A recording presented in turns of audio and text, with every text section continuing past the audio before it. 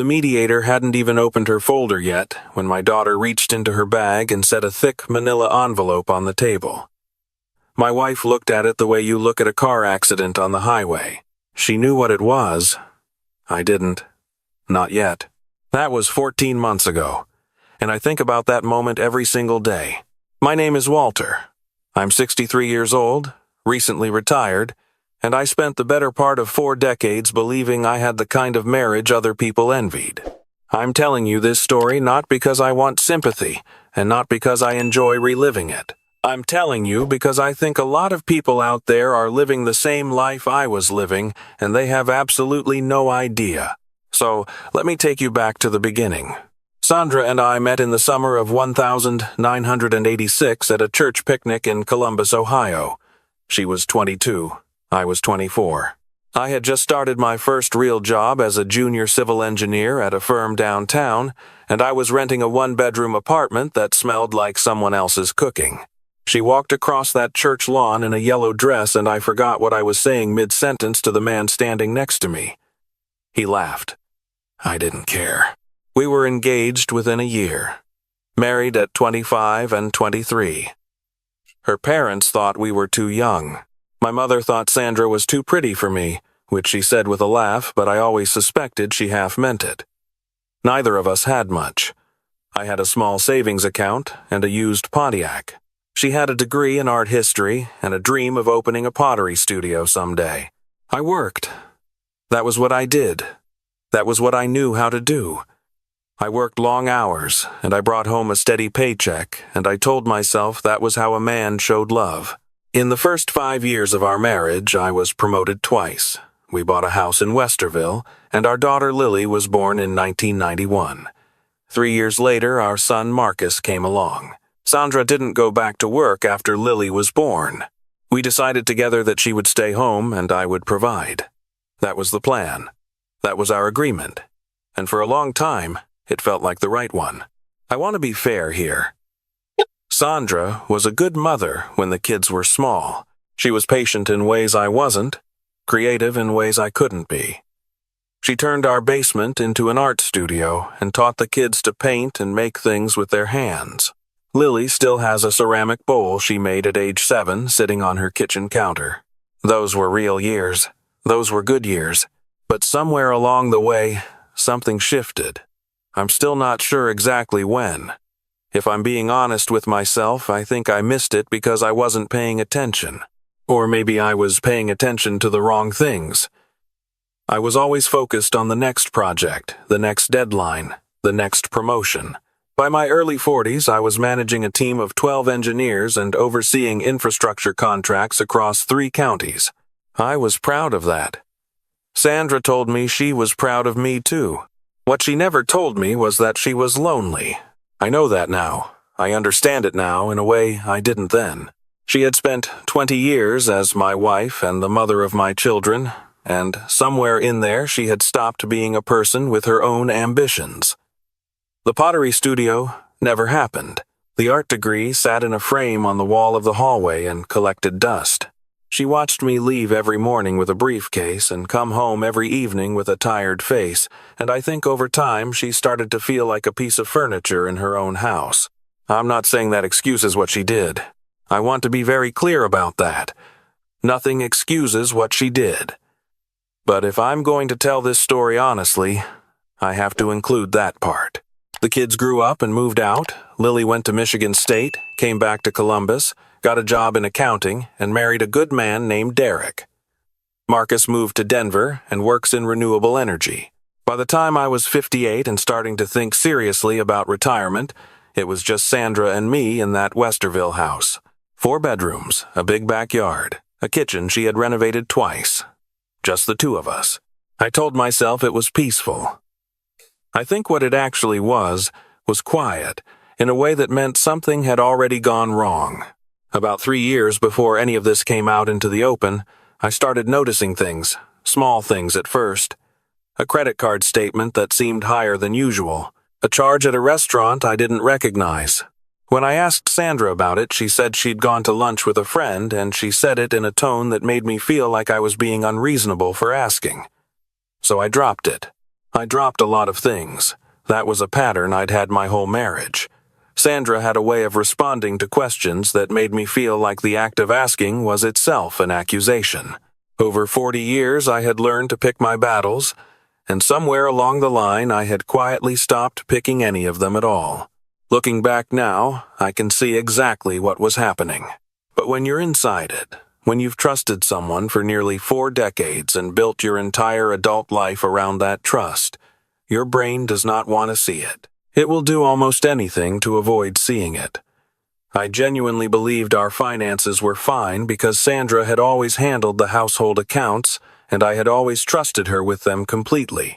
Every month I deposited my paycheck and she managed the bills and the savings and the household expenses, and I never once sat down and asked her to show me exactly where everything stood. That is the thing I am most ashamed of. Not that I was deceived, but that I made myself so easy to deceive. When I retired at 61, I did what I always said I was going to do. I sat down with our financial advisor, a man named Paul whom Sandra and I had worked with for 15 years. And I started mapping out the next chapter. Paul had always been pleasant, always reassuring. That last meeting, though, something was different in his face. There was a hesitation before he spoke that I had never seen from him before. He told me that some of our accounts had been restructured over the past few years and that he wanted me to come in for a more detailed review. He said it carefully, the way doctors say things carefully when they don't want to say the real thing yet. I went home and told Sandra about the meeting. She said Paul was always overly cautious and that everything was fine. She made dinner. We watched television. I told myself she was probably right. She was not right. When I went back to Paul's office 2 weeks later, he showed me a timeline. Over the course of approximately 4 years, roughly $290,000 had been moved out of our joint retirement accounts in incremental transfers, always just under the threshold that would have triggered an automatic review. He had flagged several of them internally, but Sandra had always had a reasonable explanation and the authority on the account to make the transfers. He was apologetic. He was also clearly relieved to finally be saying it out loud. I sat in that chair for a long time without saying anything. $290,000. That was not a rounding error. That was not a misunderstanding. That was years of careful, deliberate, methodical theft. From our shared life, from our retirement, from me. I drove home and I sat in the driveway for 45 minutes. I didn't go inside. I called Lily. She picked up on the second ring, and when she heard my voice, she said, "Dad?" Just that. Just my name, the way she'd said it when she was small and scared. And something in the way she said it told me that my daughter was not surprised. That was when everything changed. What I didn't know, what I had no idea about, was that Lily had been watching for 2 years. She told me later that it started with a conversation she overheard at Christmas. She had come home early to help with the cooking, and she heard Sandra on the phone in the bedroom with the door mostly closed. Lily said she didn't hear much, just a tone and a name she didn't recognize, and something about when the time is right. She said she almost let it go. She said she told herself she was imagining things. But Lily is an accountant. She thinks in patterns. She notices when numbers don't add up. Over the next several months, she started asking quiet questions. Not to Sandra. Not to me. She pulled up public property records. She called Derek's cousin, who worked in banking, and asked hypothetical questions about how someone might quietly move money over an extended period of time. She installed a document scanner app on her phone. When she came to visit and Sandra left the room, she photographed financial statements that were sitting on the kitchen desk. She kept everything organized in a folder on a password-protected drive. She never told me she was doing this. She told me later that she was terrified of being wrong. She said that if she came to me with suspicions and she turned out to be wrong, she would have destroyed her mother's relationship with both of us and she would never have forgiven herself for it. So she waited. She documented. She built a picture piece by piece over 22 months. What the picture showed was this. Sandra had a relationship with a man she had met through an online art community forum approximately 5 years earlier. His name doesn't matter. He lived in Scottsdale, Arizona, and he was, by all appearances, a retired contractor who had never been particularly successful and was very interested in women with access to money. Lily found photographs. She found emails printed out and stored in a shoebox at the back of Sandra's closet on a day when Sandra had gone to a dentist appointment, and I had asked Lily to come by and help me figure out my new cable remote. I didn't even need help with the remote. Lily had offered it as an excuse. There were also texts she had photographed off Sandra's phone one afternoon when Sandra had left it on the kitchen counter while she went to get the laundry. She photographed 23 screens. The texts were not ambiguous. There was a plan. There had always been a plan. Sandra intended to file for divorce after I retired, at a point when she calculated that the asset division would work in her favor if certain accounts had been restructured in advance. She talked about it casually, the way you'd discuss a vacation itinerary. She talked about me in those messages in ways that I won't repeat here because some things, once you read them, live in you permanently. I read them during the mediation, and I had to put the papers down and look at the ceiling for a moment and breathe. But I'm getting ahead of myself. Sandra filed for divorce 11 months after I retired. She told me on a Thursday evening after dinner. She was calm. She had clearly rehearsed it. She said the marriage had run its course and she wanted to move on while she still had time to build a different life. She said it without crying. She said it without looking away. I remember thinking, somewhere in the back of my mind, that this was not the face of a woman having a hard conversation. This was the face of a woman executing a plan she had already finished making. I told her I needed some time to process it. I went upstairs.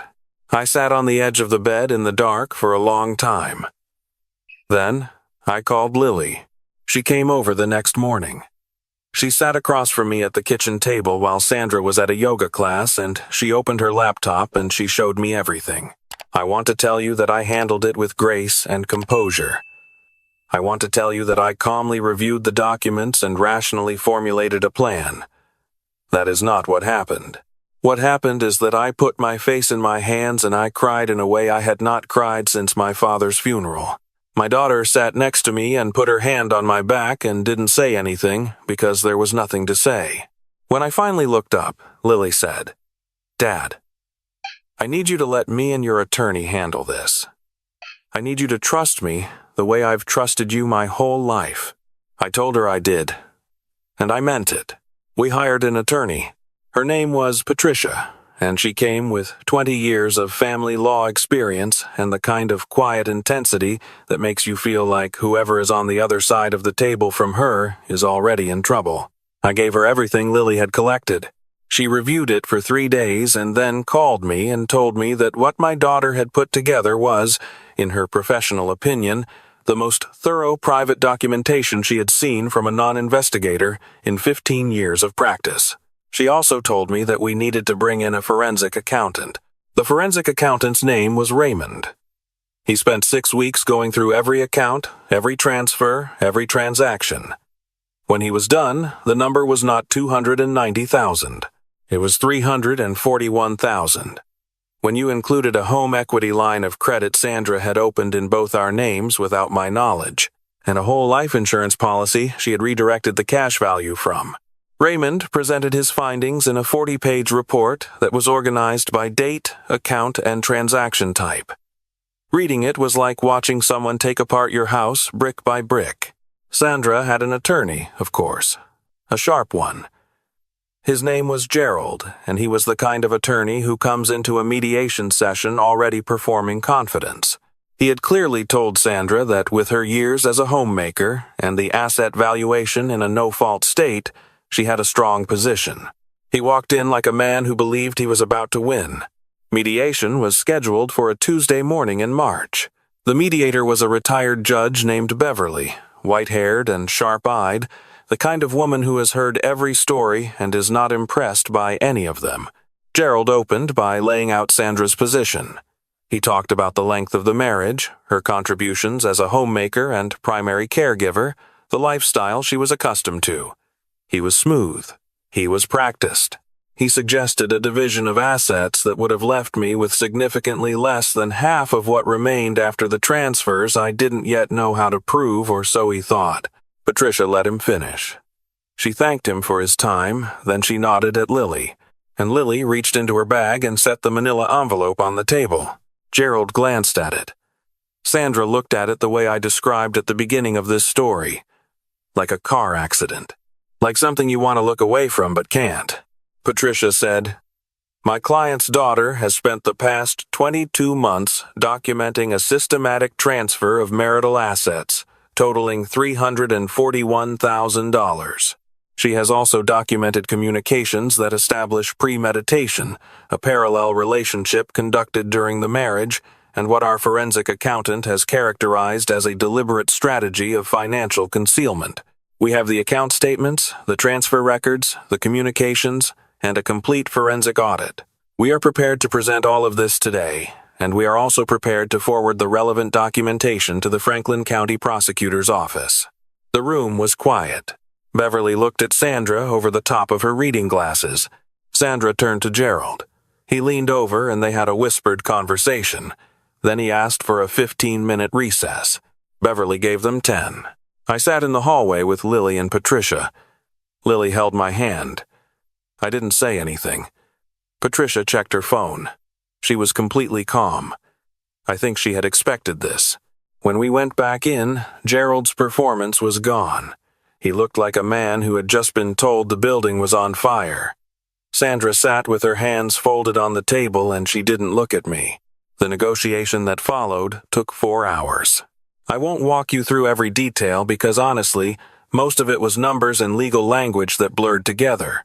But here is what the outcome was.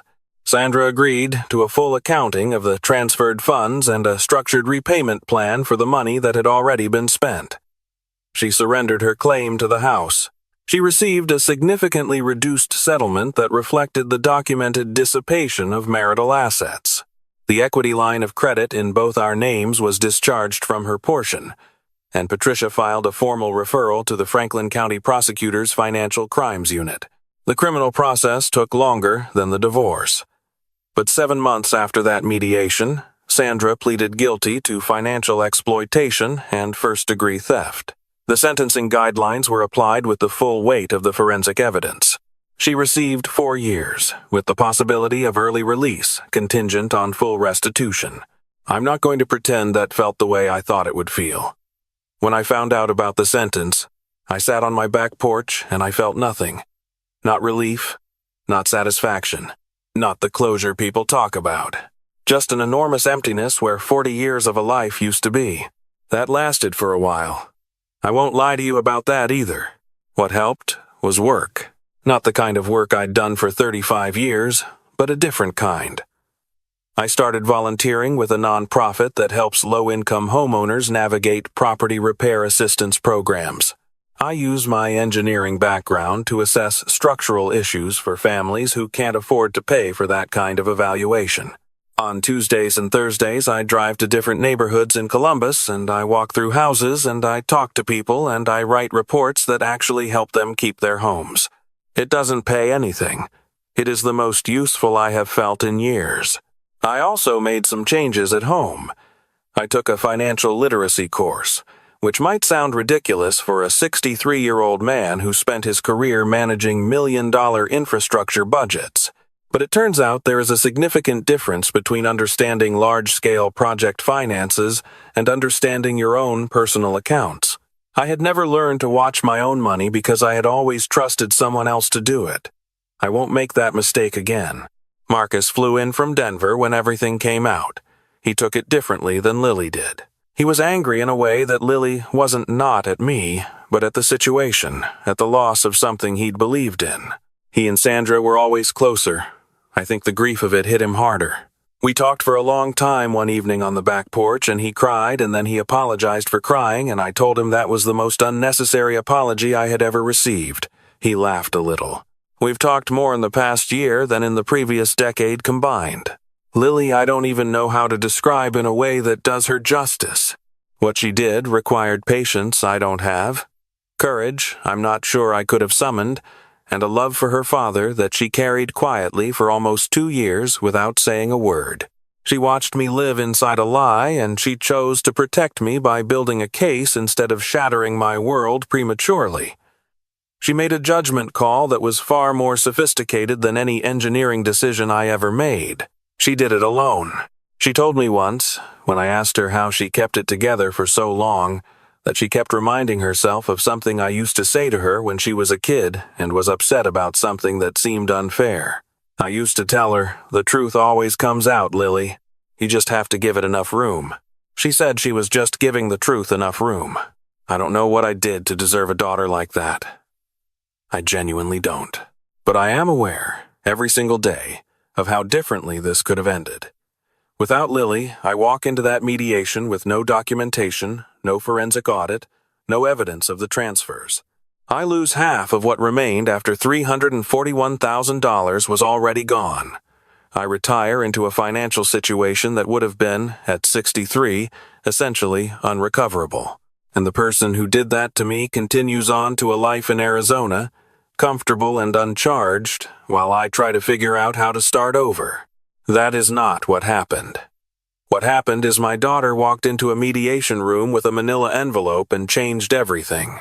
I want to say something directly to anyone listening to this who is in a marriage where one person handles all the finances and the other person trusts them completely.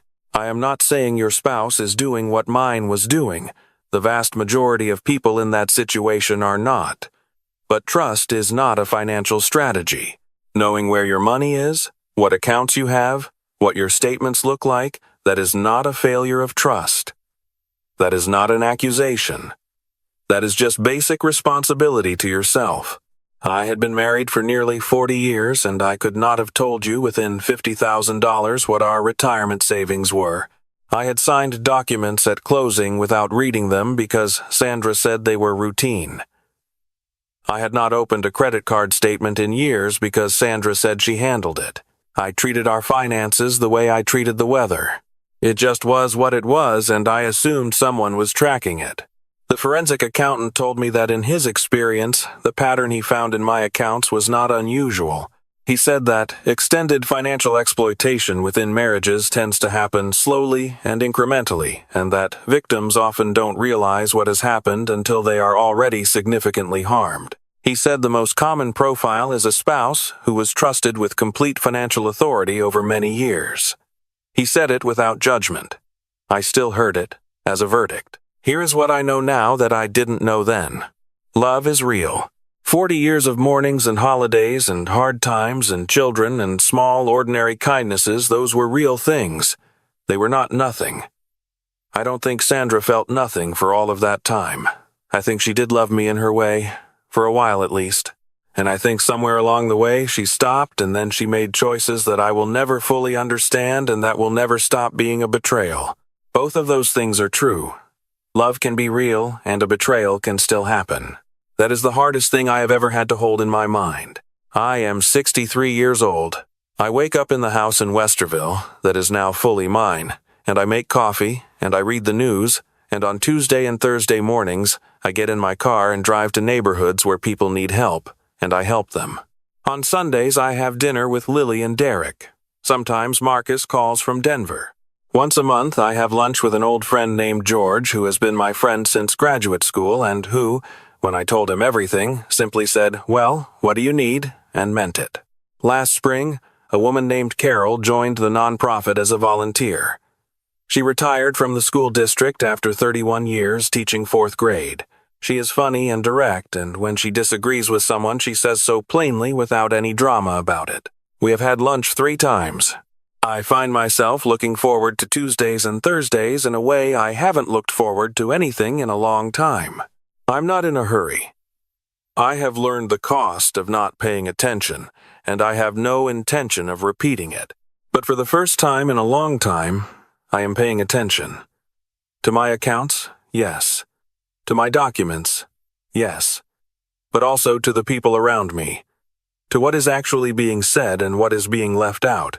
To the small signals I spent 40 years training myself not to see. There is a kind of freedom in that. In finally seeing clearly. It is not the freedom I would have chosen. It is not the retirement I planned. But it is mine.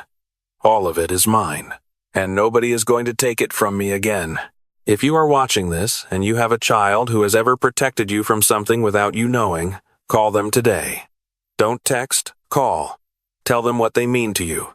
Don't assume they know, because one day you might find out exactly what they were carrying on your behalf, and you will wish you had said it sooner. I know I did. Thank you for listening to an old man's story. I hope some part of it was useful to you. And if you're going through something like this right now, hang on. The truth always comes out. You just have to give it enough room.